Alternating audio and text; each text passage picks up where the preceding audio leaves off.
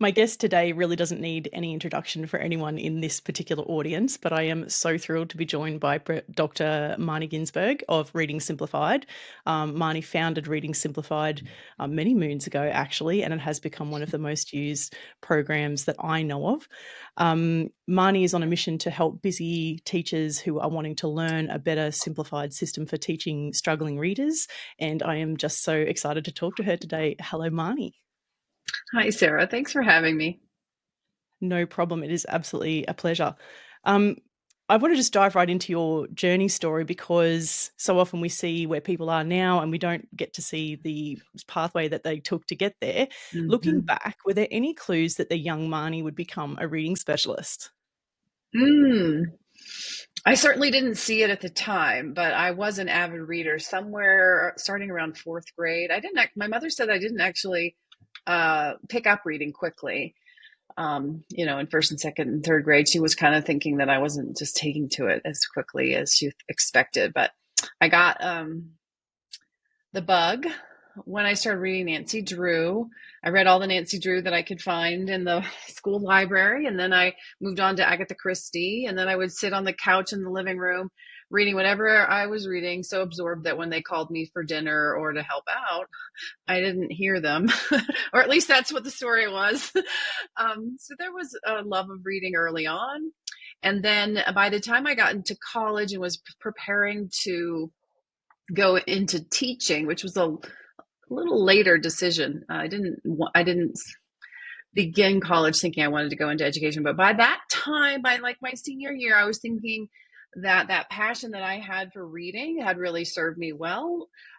Because I knew a lot about the world, and so school was easier.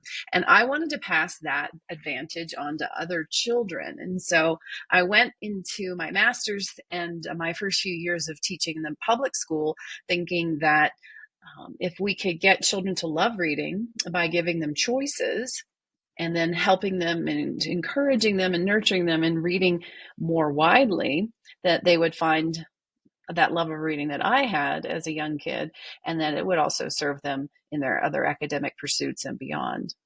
So that was my first, that was kind of my early, that was my actually what I thought I was getting into this field for.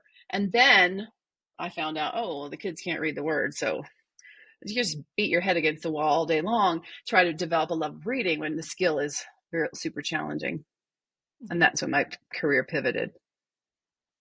Amazing. So you didn't actually start in teaching. What was your first degree, or what did you think you were going to go into at first? Oh, well, at one point I wanted to be a journalist like Jane Pauley. And then when I actually asked people questions at the college newspaper, I was terrified and I realized that was really stupid for me to think that I would be good at that or capable. So I got an economics, or I got the economics coursework, but then I thought maybe I'd go into business. I was kind of clueless, to be honest. So I tell my children that all the time because it's hard to know what you want to do when you're young, right? Um, so it definitely took me a while. By my senior year, I had kind of settled on education. I crossed over to get an actual English major, which was more my area of strength. Back to that love of reading thing. And I should have been doing that all along. And so then I was pretty interested in education. I had a really good education course, which is an unusual thing to say in my undergrad. And I got inspired by that. Do you regret that segue though, when you say you should have been doing this all along, or do you feel you still got valuable skills from it? Well, yeah, I mean, I think everybody should take economics. But it was awesome in terms of the content, and it's really valuable for what goes on in society. And, I am a business owner now, so perhaps there is some thread that served me well, but it was also not my natural aptitude to be in economics. A lot of it was math and spatial awareness, and that's not my thing. So interesting. It is really hard to know when you're young which Mhm. direction to take. And I know even for a lot of people, I get asked a lot of the time, how did you become a specialist? And yeah, it's a similar sort of thing, isn't it? You don't always Mhm. necessarily head in that direction. It just sort of evolves as time goes on. Mhm. Was there a specific moment you can recall that set you on the path that you're on now? Well, It was a season, I believe, when I was public school teaching as a middle school teacher. I was supposed to be teaching English, language arts, a little bit of social studies, a couple of different years there in my early career.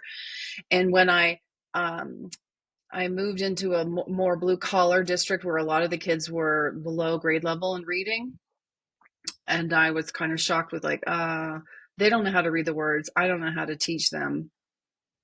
Why don't I know how? I just finished my master's.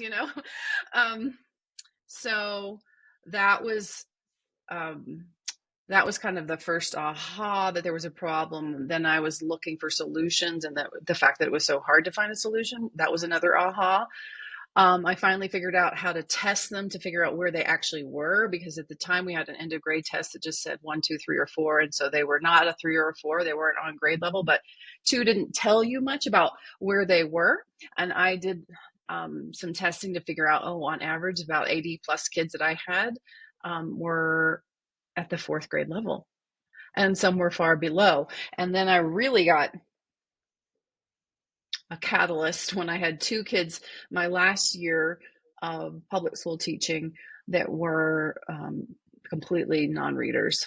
They couldn't read hop on pop. They were in 6th grade. They'd been in school for 7 years and they couldn't read.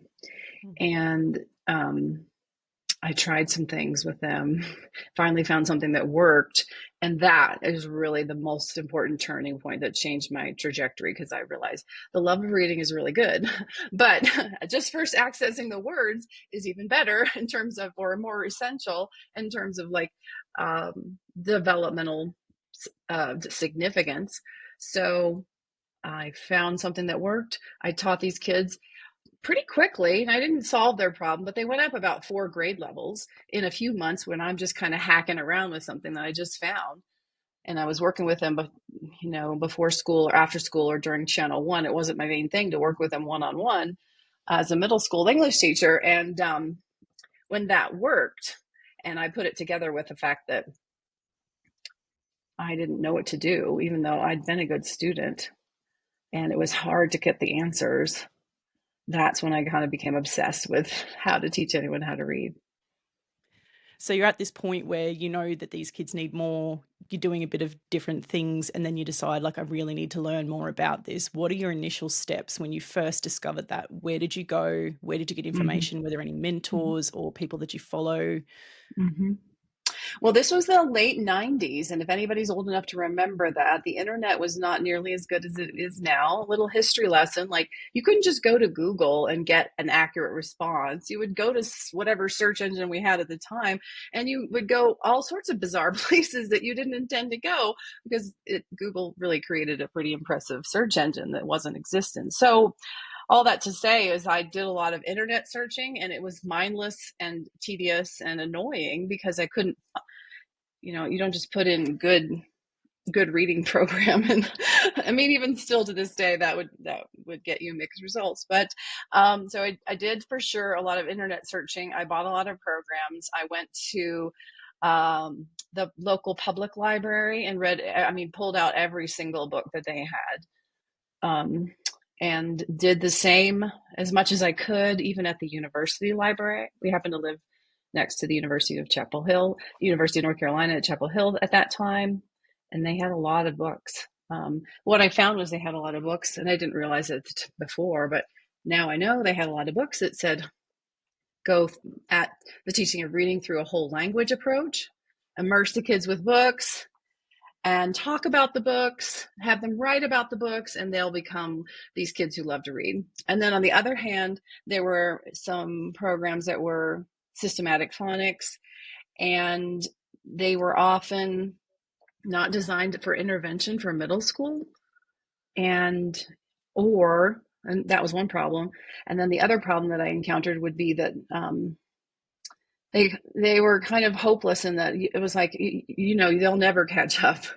This is like a 3 or 4 or 5 year endeavor. And I just didn't, I think one thing, I don't know, maybe because I kind of came at this indirectly as that middle school English and high school English teacher. I didn't come at it from being taught in colleges about how to teach reading with either really very strongly initially, either philosophy. So I just thought it shouldn't be that hard. I mean, there's a lot harder things that people need to do. Algebra is way harder than learning to read words. Everybody can read words if they have sight. Um, so that was a really strong belief that I had at the beginning. And so I wasn't really, I didn't want to stop, I guess, until I found an answer. Unfortunately, it didn't, I mean, it took a while, but I think I probably found an answer in about a year and a half. But I actually had almost quit because I was making $23,000 as a teacher in her third year with a master's in North Carolina. And I was like, I just can't keep buying books and justify this, because everything I bought was a disappointment. I tried some things, or sometimes I would just read through it. It's like, oh no, this is more of the same of the other thing that I tried. And I found the book Reading Reflex on a bookend at Barnes and Noble. So they had complete display, like the end of the shelf was just nothing but that book. So I couldn't miss it because I was always going there to look at what they had if there was something new out. So this was definitely new, and I just took it over to the coffee shop in the Barnes and Noble and read it, and it just rang true to me as something different from the two approaches that I had been immersing myself in for about a year or so. And so I bought that and then worked with those kids that I told you, especially those two that were basically non-readers when I began. That's the program that got me started. And I moved from there to private tutoring. And that took off. And that was a great time for me to really learn about how to teach lots of different kids of different walks of life, different ages, abilities. It was So you're fun. you're reading all these books and materials, and like you're saying, there's a huge whole language, just immerse them in love of reading side, and then also this more explicit side. How did you know to kind of gravitate towards the explicit teaching side and the systematic synthetic phonics? Yeah. That would have been a decision. I don't think it was a lot of deep thinking. I kind of think it was also a little intrinsic advantage that I had gone to get my master's and had some of the whole language propaganda, for lack of a better word. Some of it's persuasive truth, and some of it, depending on which part you're looking at, it is propaganda of misinformation. And so I got a little bit of that, but I didn't get a big dose of it. And so I think just intrinsically, I probably learned through phonics, and I just expected that it's a code. You need to teach it to them. Like, it wasn't ever very confusing for me, at least that I needed to teach them how to decode the words. I just didn't know how to start with kids who kind of already knew how to decode, but they were just weak at it. How do you fill in the gaps? You don't start with cat. Where do what's the path? And of course, I also didn't know, um, before reading reflex, how important it was for students to perceive the sounds in words, and that kind of unlocks the code, especially for those who read in English, because it's so complex. We really have to have sophisticated processing of sounds and words, and phonics alone doesn't work for a lot of kids because they just don't get that when you're saying at, those sounds line up with those squiggles, and then they don't really get that connection, or especially they don't get it fast enough. So it's just hard to process a new word, like they have to read swim, and it's just too much information. So back to your question. I think I'm going a little circuitous. Yeah, I think there was I knew that it shouldn't be that hard for everybody to read, and I knew they had to learn how to decode. Those were just kind of philosophies and beliefs that I had, and I have come to find out that the research backs them up, but I didn't know that at first. Right. And when you say reading reflex had a sort of different take even than the whole language or the explicit side, can you articulate what that was? Well, it actually is kind of hard for me to articulate how it's different from synthetic systematic phonics, because it has so many features that are very similar. So when you look at any particular lesson between a traditional synthetic phonics approach and like the reading reflex, a book, which was the phonographics method, which is the foundation of what I've used for the last 20 years, plus 20 plus, they look very similar in a lot of different places. But the aha that first grabbed my attention was that they mentioned the importance of phonemic awareness. And in the late 90s, it wasn't in all the traditional phonics books, that information. And so they didn't just say you need to play oral games with sounds. They said, help kids blend, segment, and manipulate sounds in words, play little word puzzles, manipulate words like word chains, and that will unlock this thing that's blocking them, those kids that particularly need this fine tuning. And that seemed like a missing piece from the other programs that I had been exposed to. And I think the moving around of the letter sound cards seemed to make intuitive sense to me, as like, oh, that's going to kind of help them discern how the code works. They'll be able to discriminate. And then I tested it with the kids, and it kind of did unlock things. And that's what I've found for decades now, is that is often what blocks a kid, whether they're 5 or they're 15 and they're still struggling with multisyllable words. There's something about how the foundational sound and symbol system works that is just incomplete. And we can do those kinds of manipulations with sounds and symbols and words to shore that foundation up, so they have fewer holes, and then they can build on top of that. You mentioned that you were teaching, for a long period of time, and then you started a tutoring business, and that was quite successful. Can you tell us more about the journey there? Because I know there are a lot of people who are in that position of thinking about making that leap. How did you come to that decision? What were the logistical Mm-hmm. steps you took, and how did that Mm-hmm. transition work for you? Sure. The main thing I think that drove me was I didn't want to keep teaching kids 6th grade, where I was supposed to be teaching the curriculum over here, which is 6th grade curriculum, but I knew they were just going to come in and have all these word learning issues. And I just felt like I'd always be out of alignment with what I thought was their core problem. I wouldn't be able to treat it directly. So to me, all I knew to do was then to go into private tutoring so I could solve the problem directly. I thought I would do that for quite a long time. So that was my first step at the end of that year, after I worked with those 2 boys. And another thing that happened also is I had my first child. So that was also helpful. Another reason for changing workplace dynamics for me at the time. So I read the book, and I went and got trained in the phonographics method for 5 days. I remember that was actually the same spring break before I left. I took my spring break, got and spent $750 of my own money. This time I was happy about it, or happier, because I knew it was going to work. And probably that summer, don't know really the details now, but started pretty quickly. Just first, I think what I did was I offered to tutor some kids for free from my church. There was a large homeschooling contingency in my community. And so there were plenty of kids that were struggling with reading in that environment. And so I did that first. And I was getting the same success rate that the phonographics study from 1996, which is in the Annals of Dyslexia, was showing, which is 12 hours for most kids to get to grade level. Certainly not all, but even kids with learning disabilities were getting rapid improvements in that situation with me.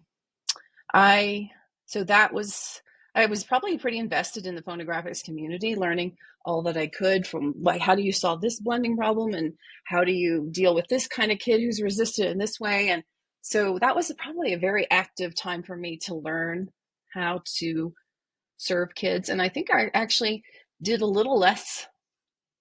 It was more practical and clinical, is my point. I don't think I was doing a lot of research reading at that time. And I got busy, word of mouth. Another thing I did was I went to the library to give a few talks, show a couple of key activities, and then people from there would ask me to tutor their kids. So I got so busy. I remember getting to 25 students a week. It was about all my brain could handle. I usually would work with them for about an hour a week and then ask them to do homework in between sessions. So then I actually hired some teachers, trained them in how to use the same method, and I would assess the students, and then they would serve them. So it expanded quite a bit there for a few years. And what was frustrating was we were seeing awesome results, but the teachers in the school systems that were serving these children all day long would be resisting, oh, no, no, don't look at the words, as if that was somehow detracting from this noble higher level thinking skill that they should be using, instead of how we actually learn how to read. Mhm. So that was frustrating. So I said, I'm going to go to the university and get my doctorate and do some research in this. And the irony was that, oh, we actually know. We know so well. It's just not been disseminated to teachers. They've been given, or they've been sold a story, to quote Emily Hanford. Yeah. So how long did you do that tutoring business? And when you say it grew, you recruited other teachers and trained them. How big did it get? How many kids do you think you were serving at the peak of that? I only had two other teachers, I think. So probably never more than 60. I don't think anybody else had 25 kids like I did, probably 60 kids at a time. But we could cycle through them pretty quickly because a lot of kids would be done in 12 weeks. Some for sure would take more. So we were serving a lot of kids in a year. It wasn't very long. It would have probably been um, maybe 3 years. I carried a little bit of that tutoring into the beginning of my doctoral studies, but only a little bit. And then mostly I tried to pass it on to my colleagues who I'd brought in to tutor. And tell us a bit more about that doctorate program. Were you still working with kids like throughout, or just for that first part? How did you get through that? Did you work at the same time? Yeah, How did that work I for worked you? at I loved the tutoring, and then you just when you can help kids learn to read, people come to you and they want you to help them, so it's really hard to turn them away. But it didn't probably take me too long to get into that doctoral program, around 2001, before I probably had to pass on most tutoring, maybe other than one student at a time, that kind of thing. I remember I took on one professor's child, for instance, maybe one of those years that had higher needs. Um, but yeah, that transitioned into another pretty challenging season, because then I had two kids that were preschool. I ended up doing full-time doctorate work, but also serving as a teaching assistant to help pay the bills for the school. And I got to, learn some things about how to do um, university professor work in that TA job, and that was good. And then I was in school for a long time. It took me a little while to get my dissertation done after two 2 or 3 years of school classes, and then I tried one tack for my dissertation using a national database, and I just ended up not being able to find the data that I needed in that national database to actually do the type of study I'd been planning to do. So I backtracked and then just switched to a case study of one teacher, one student. And so it was challenging to juggle all of that, family life, and the rigors of grad school. But I also loved it. I mean, it's got some hardships. Being a student, you're much less respected, and um, you have a lot of doubt about what are you going to do when you grow up. But it's a privilege to be able to read deeply. I haven't had that opportunity to continue to read like in a one train of or one line of research and read it deeply, write about it, synthesize it. That was really good for my brain. And a lot of that I've carried into the work that I've been doing for 20 years. And I try to keep up with some things, but those were really foundational um, years for me. What personal beliefs or values do you think got you through that time when you have all those doubts and you're not sure if this thing's going to pay off? What do you think kept driving you through and continuing with it? Yeah, I think I I think I was given a strong need to feel useful and to make an impact.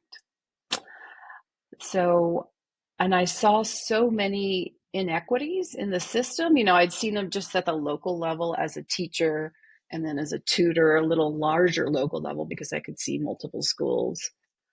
But then when you get into grad school, you read the data, the national data, the international data, you know, it's just, there's a great need. And then the dissemination gap was the research to practice gap was so profound. This was still in the heyday of whole language, which became balanced literacy, where teaching kids to look carefully at words was a scandal. So I felt like, you know, somebody's got to stick to this and get her done. So I think that was just my personality, but it was a little delusional because it was hard to go upstream because the whole culture was so entrenched in thinking that you learn to read through exposure, looking at the pictures, using context, and only as an afterthought, relying on phonics or decoding. Did you ever get disheartened on that journey? I kind of joined this in around 2010 when I became a specialist teacher for the first time. And even fighting that battle for that many years can sometimes feel draining. Did you ever feel, I mean, you've been doing this for 20 years now. Do you ever get that sense of like lack of hope? Absolutely. Regularly. It hits you even to this day quite a lot. 100%. Um, it was super hard once I discovered how to teach reading and then no one wanted to listen. I mean, like in the late 90s, a lot of my friends didn't even want to test me out. You know, they were also brainwashed. Was my perspective at the time. In grad school, I learned some incredible things from some very smart people, but many of them also believed in balanced literacy. And that was just a big gap that was hard to reconcile how people could be so wise and gracious and knowledgeable and yet have this big gap in their thinking that's out of alignment with not just common sense but just the research at that time. We had by the 2000s, the research on how the brain learns to read was a slam dunk already if you actually read it, which I had done. So it was super disheartening. And part of my coping mechanism was to think I'm going to do what I can. I can't take on every fight. I can't persuade someone if they're not. I mean, now I talk more openly about it, but I don't. It's only because Emily Hanford, I feel like she's opened the door.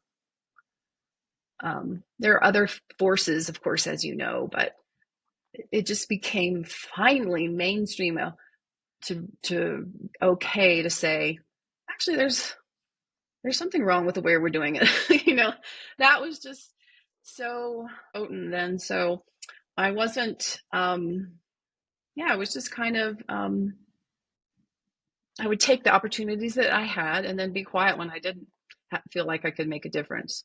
So it was my coping mechanism to kind of work through the system, whatever, you know, whether that was grad school or talking to a teacher in a public place and talking about reading. Oh, you do reading? Oh, yeah, I'm a reading recovery teacher. Oh, interesting. How's that going for you? You know, and so when I had the unusual opportunity to help lead the development of a reading intervention in 2005, which again, still balanced literacy, I was thinking, how are we going to get these teachers in North Carolina, which is almost entirely a balanced literacy state, to do these kinds of manipulation with words, of sounds and words, like I was talking about. And so our tack was, okay, you have some of these struggling readers. That stuff may not be working for them. So why don't you try this? This might be good for them, as if it was like they were special and they needed something different.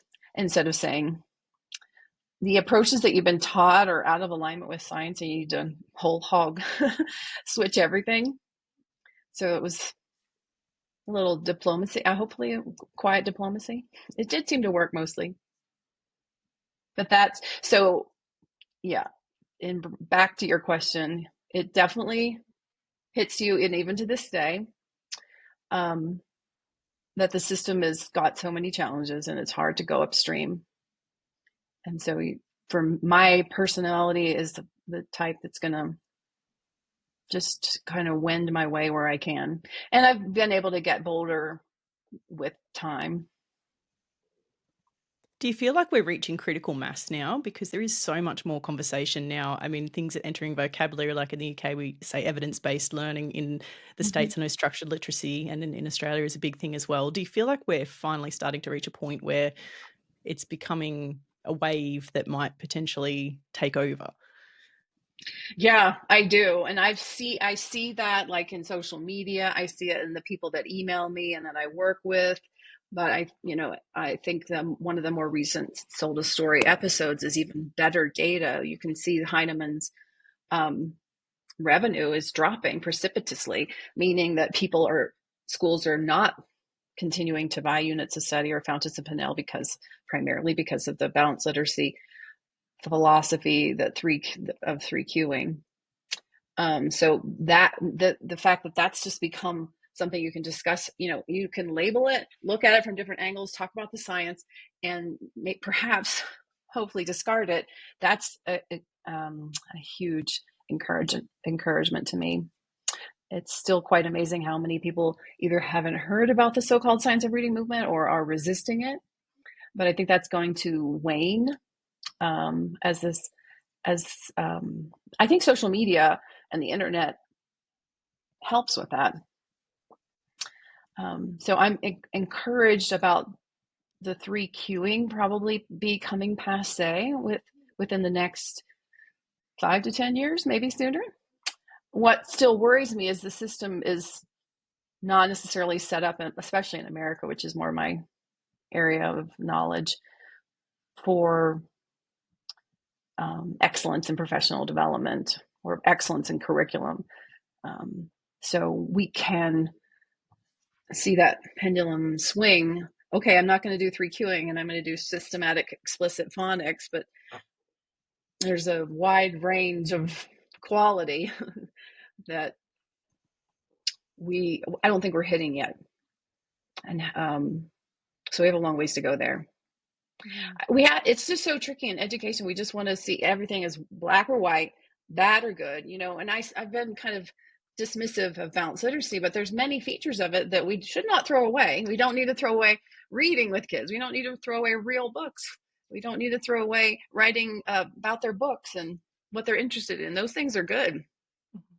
And so we need the science of reading movement to not just be a movement, but to actually continue to be curious about the science and not just what some famous person said is a program with a green check, therefore it's all good.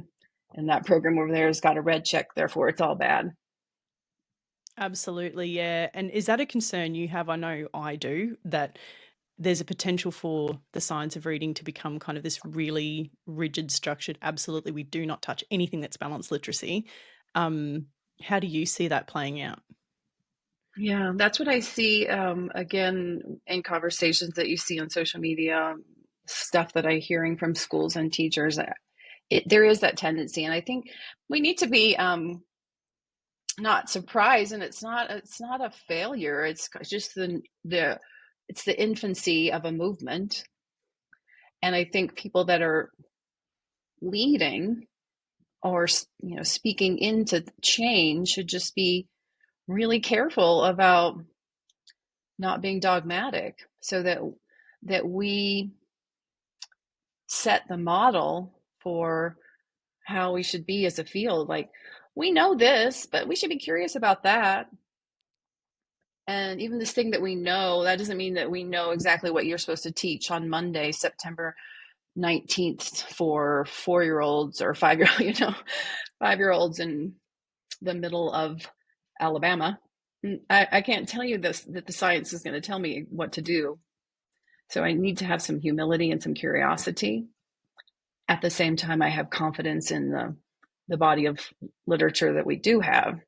We've learned a ton. I mean, there's nothing more studied in psychology than reading, but I think many folks like Dr. Mark Seidenberg have pointed out, we know a lot more about how the brain learns to read than we do about reading instructional practices. Reading instructional practices are coming along too, and that's exciting in the research world, but there's still a lot of unanswered questions. How do you navigate those nuances? Because I know that's one of the trickier things when people learn something new and they say, okay, phonemic awareness is good. We're going to do tons of that. We're going to do just that. Or, we tend to hang on in education, like you said, to those black and white concepts. When you're working with teachers or training, how do you navigate those nuances of, this student would really benefit from that, but that student already has it and you can probably do something else? It's that application that I think people find tricky sometimes. So what do I do with this particular child and when? Mm-hmm.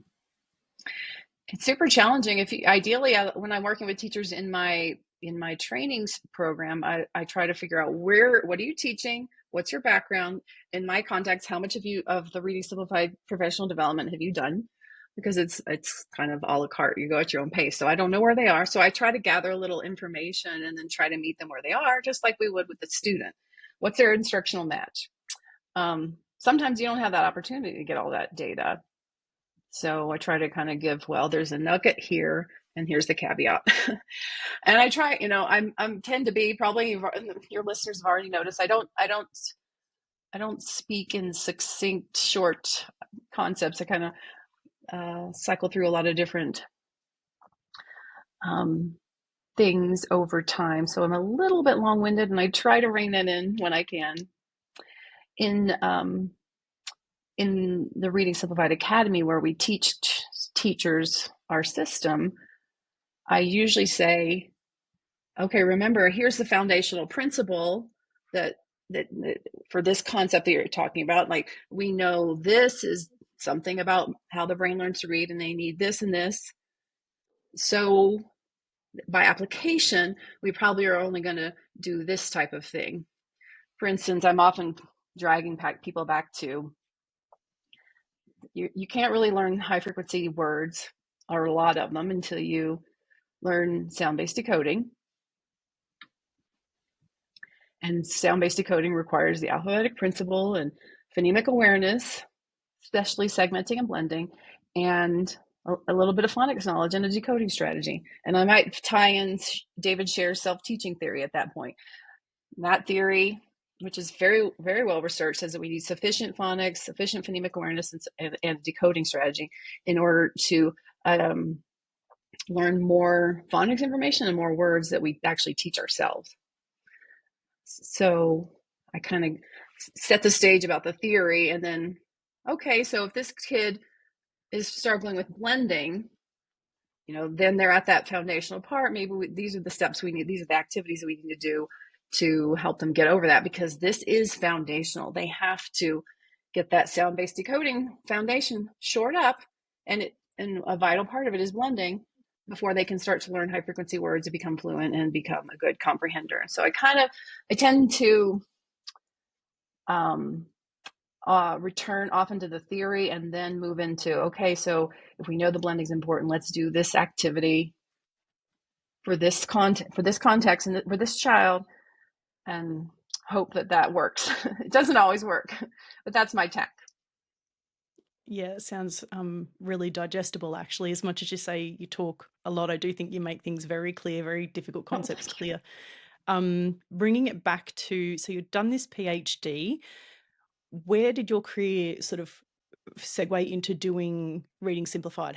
Yeah. What was the brainchild for that? Yeah, it was not in the plan either. I mean, nothing that I've done really has been by, like, I didn't have the foresight of any of this. I never would have wanted to start my own business. I mean, even the tutoring wasn't really like, oh, I want to own my own business. It was just, I felt forced by my goal and the circumstances. So in the university setting, a well-known researcher got big bucks to do an intervention, but she was going to have the faculty do actually create the intervention that she was going to research. They couldn't agree because this was the height of the reading wars time. So I was like, oh, I'll do it as a doc student. So that's a weird thing to be a doctoral student and get to create. I mean, I led that creation. There were other folks involved for sure. And but I was the one that was most passionate about it and stuck with it the longest. And then that program ended up doing really well. And there are multiple studies that were spun off of it showing good effects for kindergarten and first grade struggling readers, particularly in low-income rural communities. And that program continues to get grant money from the federal government to this day, and some other local grants as well to keep replicating it. But it was sold, the university sold it to a business. And also we moved, my husband got a job in another state. So it seemed like I needed to move on. And I was pretty sad about letting it go because I'd spent 7 years developing the theories, the models. And I thought, well, that's how you teach reading. Like that was the box I kind of had created. And it was successful. So why would I want to leave it? But one day I woke up with a vision of 12 levels on a staircase that would represent all you need to do to teach the code and teach it faster. And it solved a lot of the challenges that I had when I was working with those teachers in the targeted reading intervention at that work at the university that I was talking about for 7 years. So it was kind of exciting to see that I could still take something that I'd done before and had success with, but have a new idea. And that 12 levels kind of turn into what we call the streamlined pathway, which is one page scope and sequence. It enfolds phonics knowledge, high frequency words, phonemic awareness, and decoding goals all into one page. It makes it a lot easier for the teacher to plan her lessons, know where students are, either for a one-on-one setting or for sure in the busy classroom where you have multiple small groups at different levels. You can put your small group on one of these levels, on one of these pathways, and you just go from level 1. Next week, you're going to go to level 2, and it's a lot easier to plan and know what they need. And when you say levels, I understand fully what you mean. So you talked a little bit about that first level. See if I I have just a want to picture. make this really clear. We're not talking about reading levels. We're talking about screen space. Yeah. Yeah. We're Well, talking about screen here's space my levels. joke. I was actually avoiding the word steps because whenever you say 12 steps, people go to another thought instead of reading levels. They go to something else. So whatever word you choose, you're going to have connotations that are being misunderstood. Yeah, we're specifically talking about levels of decoding development. So level 1 would be short vowels, mostly 3 sound words, and you continue on from there, adding advanced phonics like the O sound. That could be the O and go and boat and show and toe and home. And so each level gives progressively more phonics information, along with some other decoding skills. Like you're going to start with 3 sounds and then later 4 sound and then later multi-syllable words. So it is a synthetic phonics scope and sequence. Is that something that's Not freely available as a resource? We do have a sample for kindergarten on our website. If you go to Reading Simplified into the readingsimplified.com to the About Us, and I think to the Start Here. If you search Start Here, you can find our kindergarten pathway. We actually have 3. So if you're, but they're very, very similar. So there's 12 levels for anyone who's reading at the kindergarten level. Or if someone's reading at the first grade level, we would have a different streamline pathway. And then we have one for second grade and up. Because even if you are 15 and you're 4 or 5 years behind in reading, you still need to shore up some of those foundational things. So you would be on our second grade and up streamline pathway. So we do give away for free the Kinder one as an example. I really want to come back to more about exactly what Reading Simplified is, but I'm just mindful of time. And I really do want to ask you more about the development of that business itself. So, what kinds of challenges? I mean, first of all, so you've done this targeted intervention program as part of the university, um, and you want to develop something else. What was sort of the exact catalyst that made you think I want to? So, you've had this vision of the 12 steps. Was it just that you wanted to add something more that teachers can use? Yeah, what was the motivation Oh and how yeah, did you get yeah, yeah. started? That's a really good point, because I was super proud of what we discovered with the targeted reading intervention. It really does.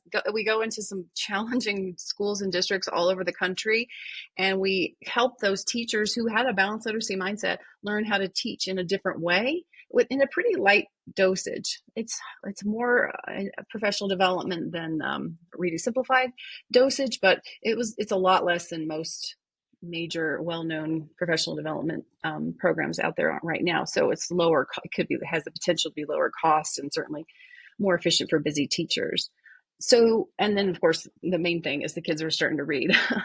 And we saw spillover effects for the teachers. They were working with the struggling readers, but then we also saw some suggestion that that was also changing their thinking about how reading develops so that it could help the other kids as well. So that was super exciting. And what an opportunity an amazing opportunity for someone who started out as a doc student to do all that. And I learned a lot. I trained the teachers after I graduated, during and after graduating. I was training the teachers, training the coaches even more so. But, no one's ever heard of the targeted reading intervention. There are research articles out there. You can find them if you dig hard enough, but they're not changing practice, which is like the same thing that I realized was the problem when I went to grad school. It's like we have a dissemination problem.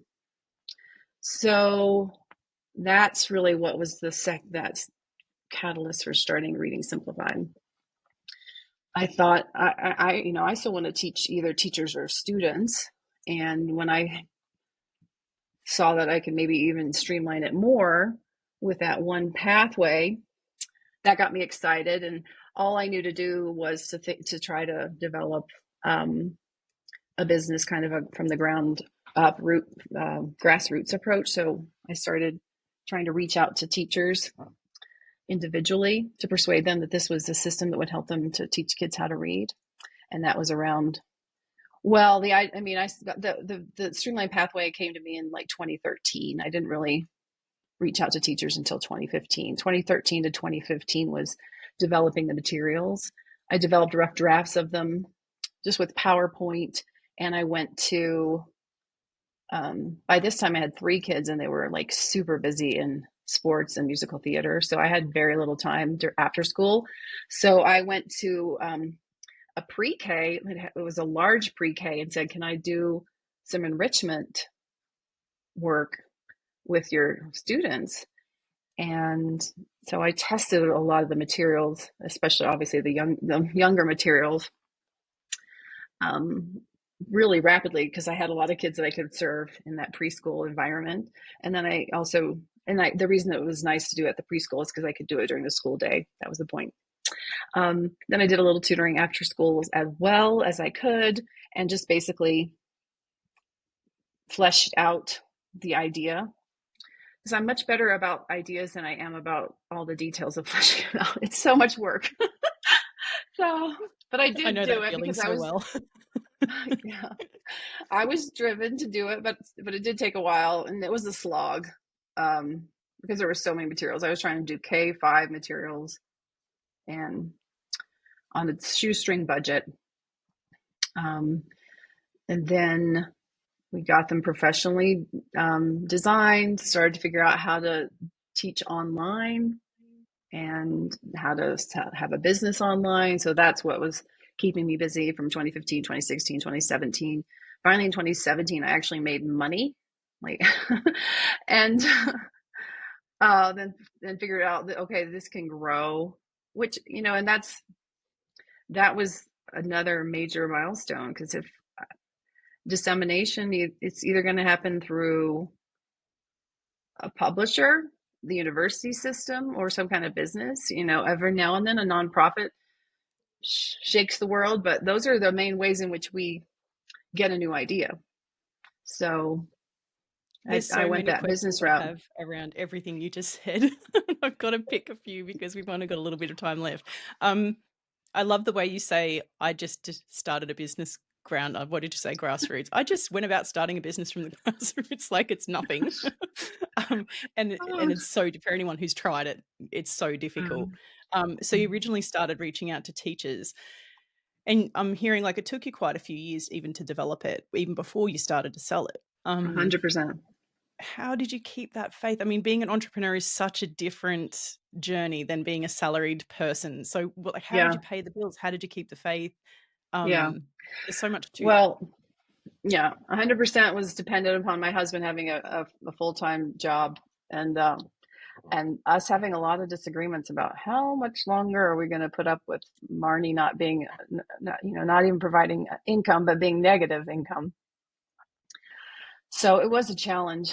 And I pushed my husband like 1 year past the point that he wanted to go there. So we got a little credit card debt. And, um, but then it really helped to turn around and make money. And he's very proud of, of the mission, and he believed in the missions. And that's why he let me do that for so long. And my whole family, because I was working a lot. I would take my computer to the volleyball tournaments and develop um, word lists for reading the O sound in between my daughter's games. Like it Mm. wasn't very glamorous, and that was a lot of grit. So yeah, I've got a lot of grit, and sometimes it's stupidity, but mostly I'm just so thankful that it actually worked, and it's making impact for many people. So we actually have a Slack.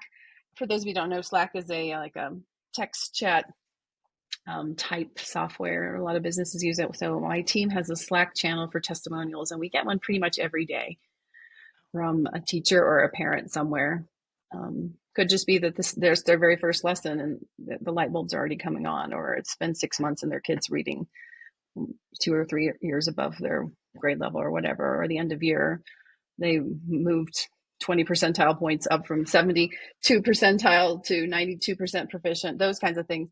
So that, even to this day, it's really hard to run a business if that, well, it's not my main gifting, I don't think. So it's a lot of grit, but there's that feedback loop that I think it's really always kept me going. Even when I didn't have an audience, I still was working with a few children here or there. For a while, I was working with a lot of preschool kids, and also I would always just have one or two kids at least that I'm tutoring. And such a powerful feedback mechanism when they come to you. The parents say, "Oh, I've been, you know, one 15-year-old always comes to my mind. In a wealthy district, the mom for years had been saying, my child is not doing well, and he's capable of more, and didn't get a diagnosis of dyslexia until age 15. And his word attack, being able to read nonsense words, was like 1.8, first grade, eighth month, you know. Mm. Um, and I taught him to read like between, I think, April and June. And he skyrocketed to grade level, and his comprehension went through the roof into college level, because he just had lacked that. Like, back to what I was talking about, the foundation was not there for sound-based decoding. He needed someone to guide him through that. I don't think his dyslexia was that severe, obviously, but I think it was much more of a dysteachia effect, because he learned so quickly. But that is, that is just, that happens to me so many times, and it's now happening to so many of the coaches I work with and the teachers I work with, that it's trite, because that's everyone's story. Like, the system is broken, my kid is suffering, the teachers the teacher's saying, my students are suffering, I don't know what to do, I don't know where to go, I've done all the things, nothing's working. So when you believe you have the answer for most of those challenges, how could you quit? Yeah, it just keeps you going. Yeah, I can see that. So you're talking about those days where you're relying on your husband's income only, and you're potentially even going into debt. Were there not many anxiety-driven nights? Like, were you? I don't know. What was that like? Or did you just always have Well, this sort of feeling it would be fine? um, I think a lot of entrepreneurs have different stripes. But a lot of them do have an irrationality about them. It can also be almost like you have to wonder if it's a little egomaniacal, like, oh, you're still persisting in this, like, because other people would have gone on by now. So that is one thread that's helped me persist. At the same time, I'm just like, oh my gosh, I'm so beaten down by the minutia of like, how do you get a theme of WordPress on your website? Like, I don't want to learn how to code in HTML. I can't learn one more thing. And so you get discouraged. You know, you talk about it with your husband and your friend, and you wake up the next morning and you start, and it's a brand new day, and it's not as bad the next morning. So that was, that's still the situation. Now so there was a time when it was like, I'm worried about money. I don't know for sure that people could find this effective. Even once I put it out there and had an audience, it's one thing for it to work for me and maybe to work for people that I'm close to, but it's a whole nother thing for it to, me to put videos up on a site and for that to work for a teacher in the Cook Islands that I've never met. Mhm. I don't know that that's going to work. So when we started to get the feedback that it was working, until we got to that point, it was nail biting, both for the family finances, and also so much work, but also, will it really work? But so once it started to work, and in multiple places, homeschooling, kindergarten, high school remediation, private tutoring, all those varied circumstances, and it's working, then I don't really have doubts. It's just then the next thing is, okay, how do you build the business out so I'm not doing everything, and we can make a bigger impact by continuing to build systems and grow. What would you say to people who, I mean, I don't know if you've come across this, but a lot of people, I feel like in this particular industry, especially specialist teaching, you touched on it earlier when you said there's always people reaching out saying, can you help me?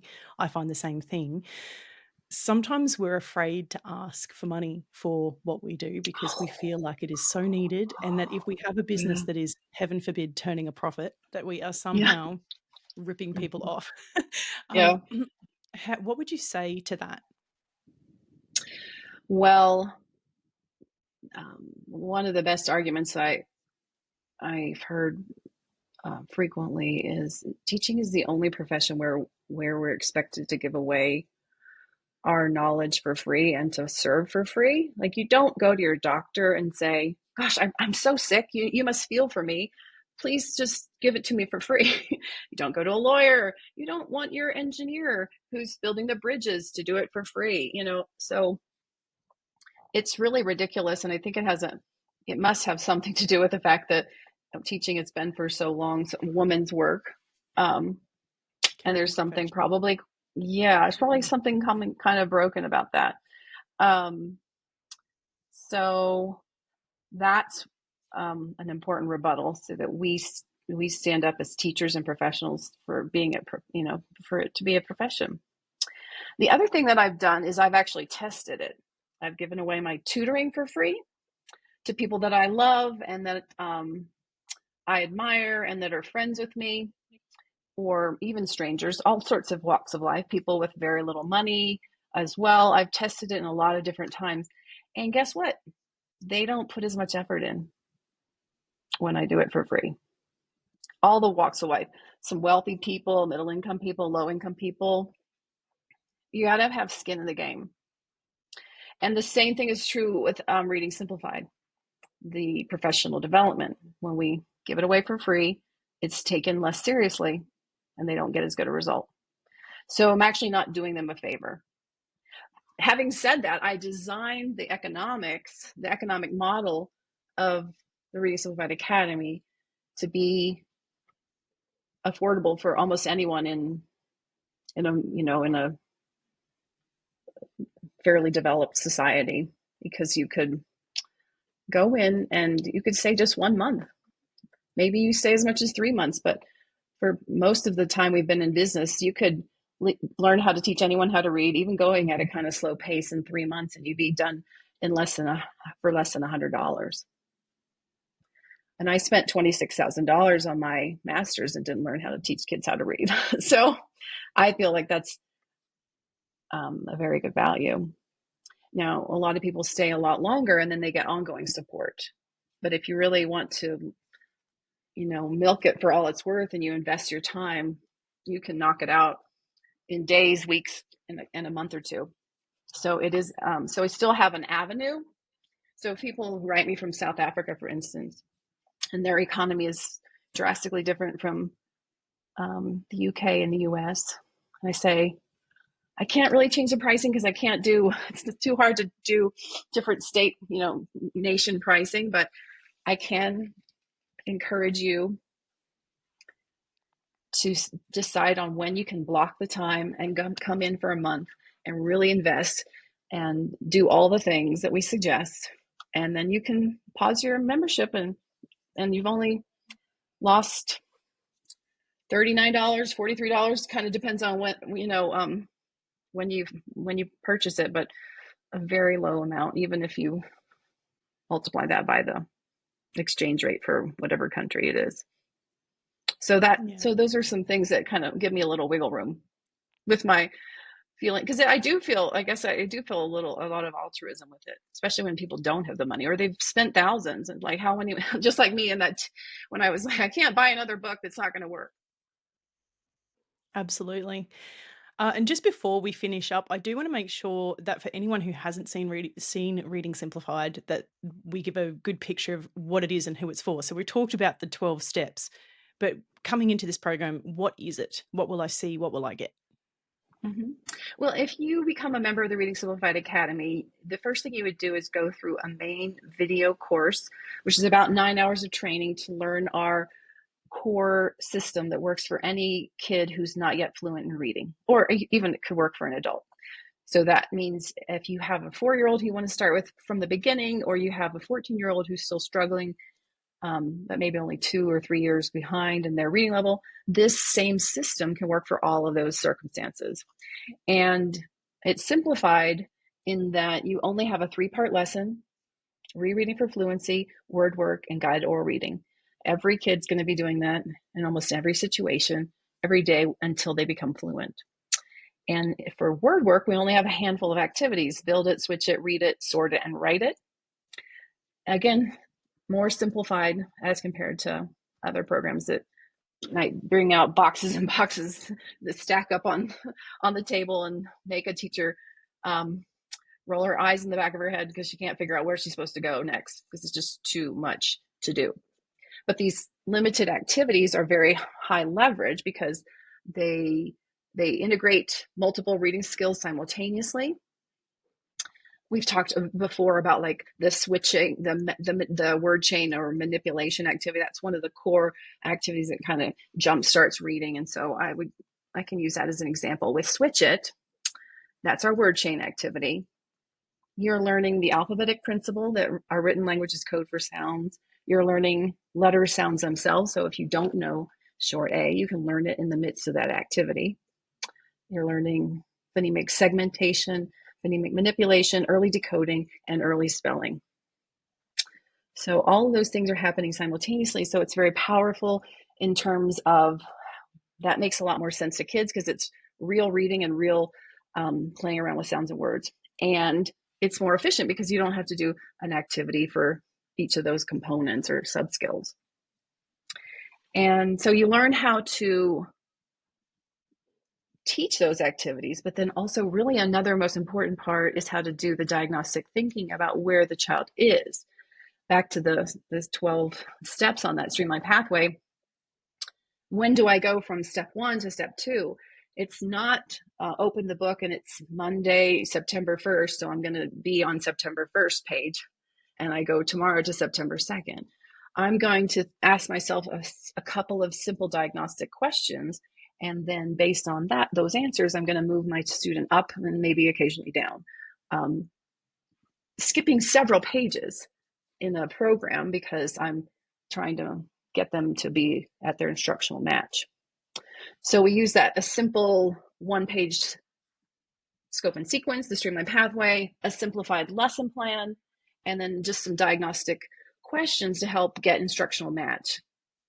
And in that simplicity, even the busy classroom teacher who has 25 kids of varying levels can usually learn how to see kids in groups and move them, set them in homogeneous groups, serve them in those groups, move them up, get them to do independent work in that group that's at their level.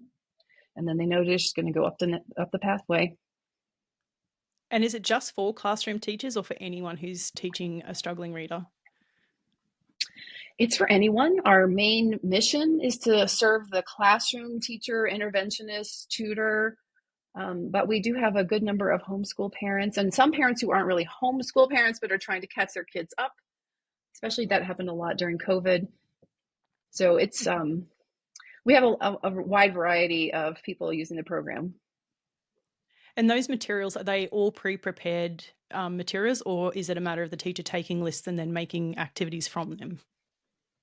There is a lot that's already prepared.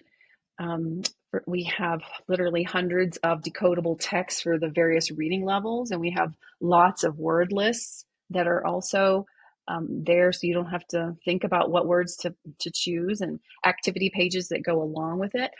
It's great to supplement, and every teacher wants to. He or she's always creatively thinking of ways to expand any program. I think that's what a good teacher does, but we like to kind of say, at least do this core first and use our materials first, because the materials themselves teach you more about the code. They also teach you how to things about reading development. Amazing. Thank you so much. That makes it really clear. Unfortunately, we're going to have to wrap up soon. I know. I would love to speak to you all day. It's been such an interesting conversation. Just to conclude, is there anything else that you would share with anyone who's looking to become a specialist teacher or potentially open their own business? What advice or wisdom in hindsight would you offer them?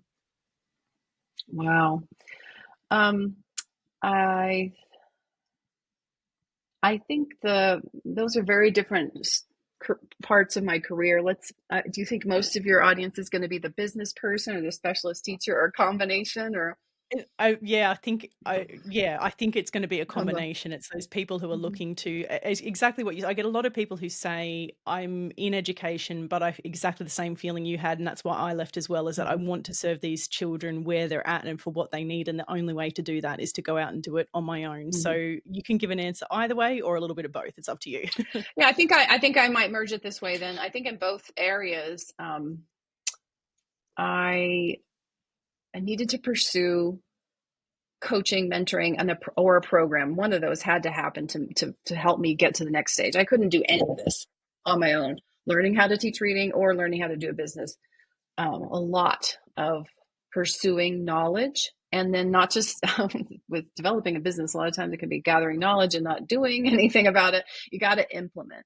So I learned from others and I put it to practice, and then I put it to practice into to automation, getting it really so I could do it as a practitioner so well that when I transfer that knowledge to someone else as a coach myself, I'm not insecure. I know I have lots of experience I can draw from, and so I'm not in. I'm more confident that it's legitimate that I should even dare to share with others. So I think that's the journey that you may be needing to go on.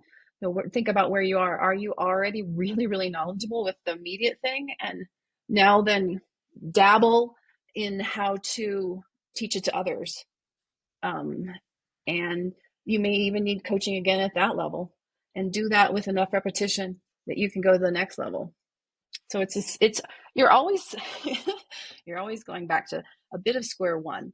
But the advantage of square one when you're 35 or 40 is that well, I've been at square one before. I can move past that pretty quickly. But don't be afraid of that you need to learn something new. and you need to submit yourself to someone's authority and mentorship. That's to your advantage. I mean, what teacher out there isn't really gung ho about lifelong learning? That should be our mantra, right? Couldn't agree more. Absolutely. I think all teachers are fairly committed to that. I think that is one of our strengths when we are looking to go out into business, is that we are so happy to Yes. learn, keen to learn and understand the importance of learning.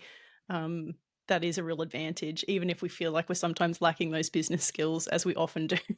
I'm a great teacher, but how do I transfer that into a Right. business? Yeah. Well, and a lot of good teaching does relate to marketing, and a lot of marketing is, marketing is essential for business. So that does play to a teacher's strengths.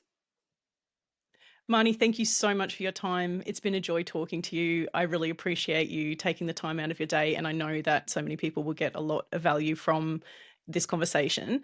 So you've mentioned readingsimplified.com is somewhere that people can go if they want to touch base with you. Is there anywhere else? Do you have a Facebook group or anything else where people can contact you and get in touch?